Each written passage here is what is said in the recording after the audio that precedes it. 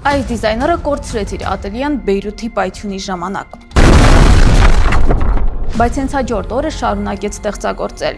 Ինչ է սա, եթե ոչ անվերապահ նվիրում իր կոչմանը։ Խոսքը երեկոյան եւ հարսանեկան զգեստների անվիճելի թագավոր Էլլի Սաաբի մասին է։ Նա հիմնում է իր նորաձևության տունը ընդամենը 18 տարեկանում 1982 թվականին, երբ Լիբանանում քաղաքացիական պատերազմ էր։ Չնայած դրանից բխող դժվարություններին, Էլլիին հաջողվում է կայանալ իր հայրենի Լիբանանում եւ հարևան երկրներում։ Նա մեծ աջակցություն է ստանում հատկապես Հորդանանի թագուհի Ռանիայից, ով կրում է Սաաբի զգեստը 1999 թվականի թագադրման եւ այլ թագավորական իրադարձությունների ժամանակ։ Սակայն միջազգային ճանաչում նա ձեռք է բերում միայն 2002 թվականին, երբ Հելլի Բերին ներկայանում է Օսկարի մրցանակաբաշխությանը Էլլի Սաաբի զգեստով։ Այդ պահից նրա անունը ամրագրվում է որպես փայլի եւ շքեղության խորհրդանիշ։ 2003 թվականին Էլլի Սաաբը դառնում է առաջին արաբ դիզայները, ում բրենդը ստանում է հոտ կուտյուրի կարգավիճակ, ինչը ասեմ ձեզ ամենևին էլ հեշտ չէ։ Նրա զգեստները ճանաչելի են իրենց արևմտյան սիլուետների եւ արևելյան հարդարանքների համադրությամբ,